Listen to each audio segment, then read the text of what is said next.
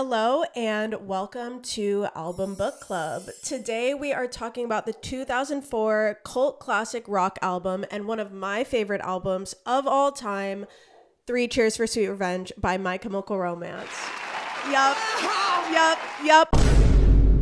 I am foaming at the mouth. I have so much to say about this album, but we'll start with background. Part 1.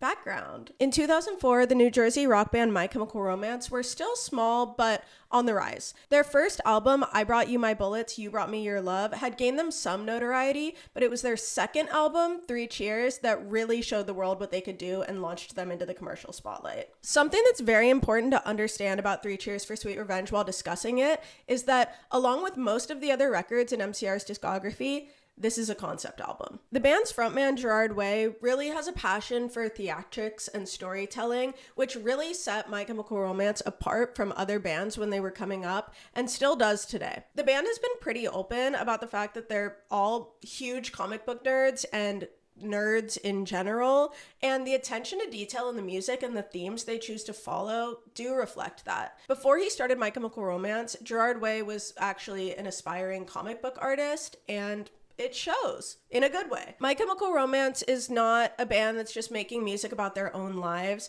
They're building worlds in every album, and it's different in every album, and it becomes almost a form of escapism to listen to and look into. And I think that's why this band has been able to garner like such a cult following, is you can go so deep into the music and it can take you into a whole new world. In an interview from the band's 2006 documentary Life on the Murder Scene, Gerard says, "Lyrically, we wanted to take music to a place that it hadn't been in a long time, which was to tell stories and use sweeping metaphors instead of just, you broke my heart." So the premise of Three Cheers for Sweet Revenge is that it follows the story of two characters that the band has defined as the Demolition Lovers. These two characters were actually first introduced in the band's first album, but Three Cheers massively expands on their story. Gerard Way describes Three Cheers for Sweet Revenge as a pseudo-conceptual horror story, and his concept for the backstory of the album was this.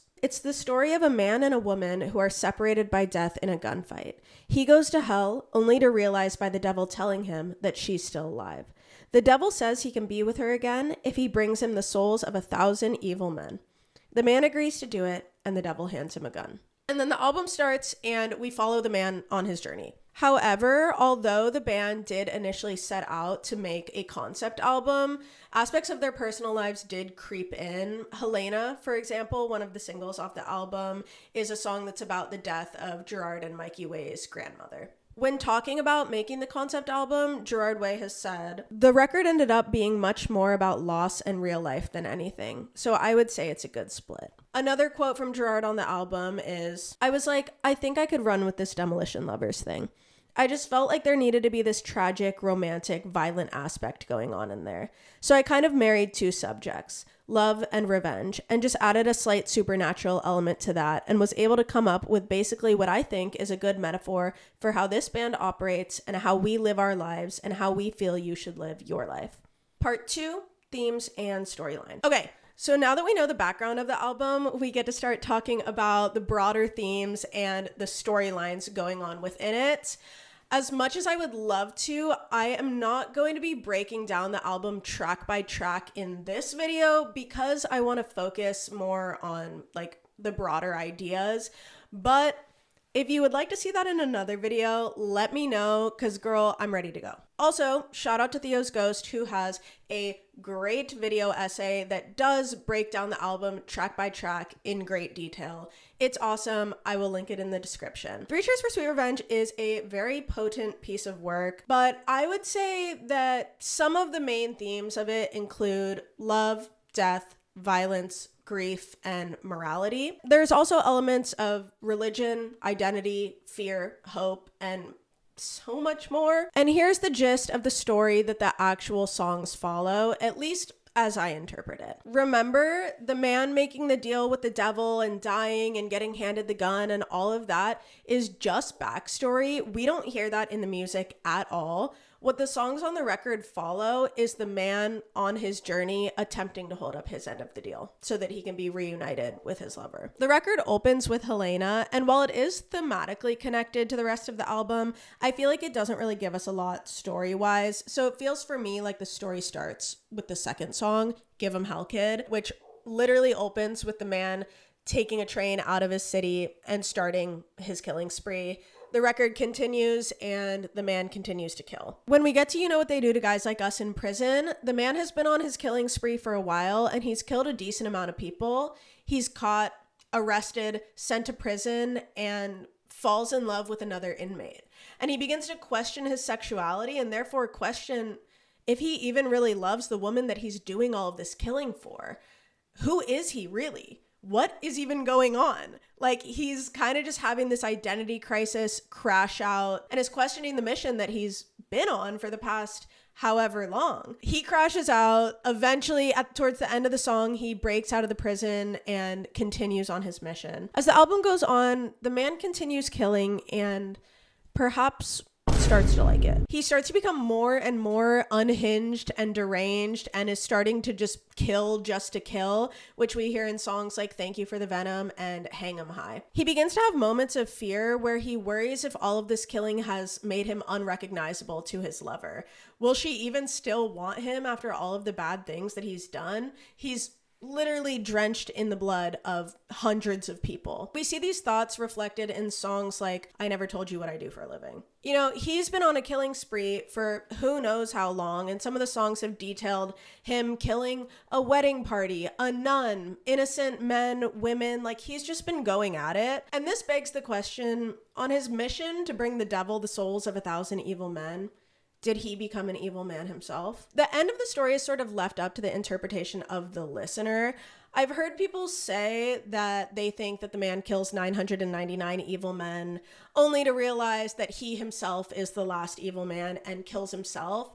And as satisfying as that sounds, it's like not spelled out in the music and the band has never confirmed it. So I like the idea of that ending, but it's definitely not canon if you're asking me. Gerard Way himself has said that people have asked him how the story ends and that he wanted to leave it up to the interpretation of the listener. In the end, listening to this record, I was like, wow, this record is really about loss. It took me a couple of listens to really get the scope of the record and realize that it was really that blatantly about loss and death throughout almost every song. But I think death is something that we'll always write about because it's tragic, negative, and beautiful at the same time.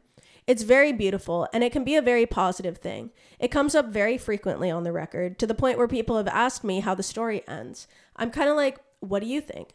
Do you think the guy gets what he wants?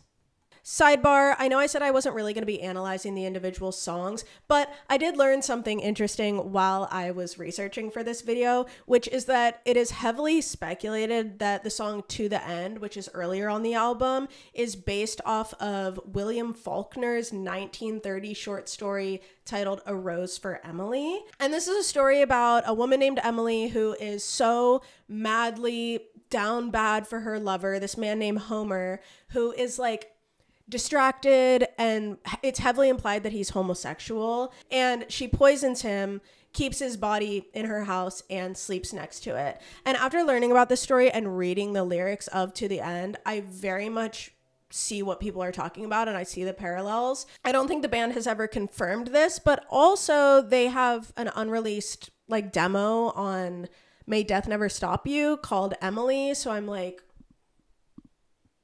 connection ? But yeah, the lyrics in To the End do really mirror the story of A Rose for Emily, while also pushing forward the narrative for Three Cheers. And we hear that the man crashes a wedding and shoots it up, or continues his killing spree there because he's trying to hit his numbers. Part 3, reception. So the album did really well, like right away. It was released on June 8th, 2004 on Reprise Records and went platinum less than a year after its release. It actually outsold the band's first album, Bullets, within its first week. This thing was huge. The band was experiencing commercial success. I'm Not Okay was the first single released off the album, and it reached number 86 on Billboard's Top 100. Gerard Way describes it as a, quote, self-help pop song. Helena was the second single off the album, and it was the band's first entry into the top 40. Three Cheers for Sweet Revenge was pretty damn well received by critics and was described as a golden record in emo rock history and an era-defining release. Damn. True.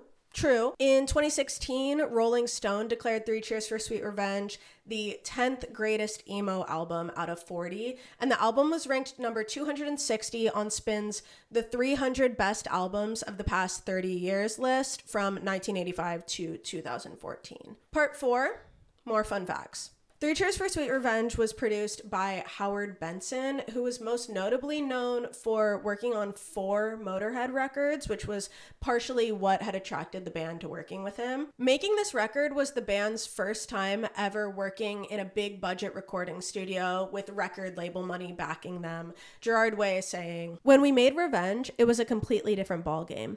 It was different. You showed up to this big studio, you know? There was a lot of money and like crazy equipment. They had microphones that cost more than your first car." The album cover has also become an iconic piece of imagery in alternative music culture. Everyone has seen it everywhere. It depicts the two lovers looking from the side into one another's eyes, covered in blood. Cue my Halloween costume this year. Gerard drew the cover himself, and it's titled Demolition Lovers 2.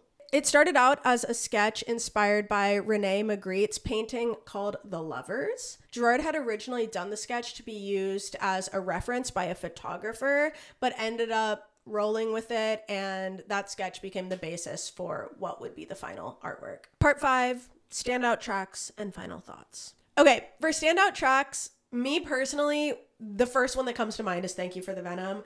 I feel like it's arguably the most iconic riff in My Chemical Romance's discography. And yes, I can play it on the guitar. I also really gravitate towards I Never Told You What I Do for a Living and Hang 'Em High. Hang 'Em High's got that fun cowboy vibe, and both of those songs, including Thank You for the Venom, kind of have that like crash out, high energy, deranged feel that I love from My Chemical Romance. I love like when any band just takes it there, and I feel like all of those songs are songs where they're taking it there. Also, Prison is iconic. To the End, I love.